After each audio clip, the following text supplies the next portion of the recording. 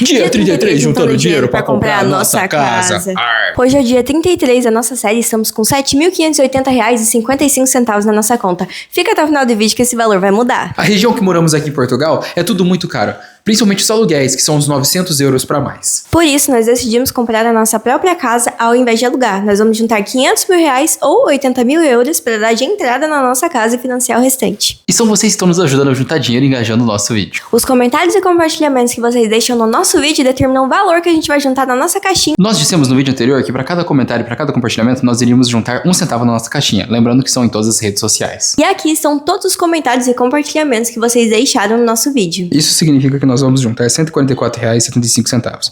Aqui tá o print da nossa transferência e agora a gente tá com esse total aqui. E para esse vídeo os valores vão ser os mesmos, R$1 por comentário e R$1 por compartilhamento. Lembrando que são em todas as redes sociais. E aí, conta pra gente, o que vocês acham do carnaval? Tchau! Tchau!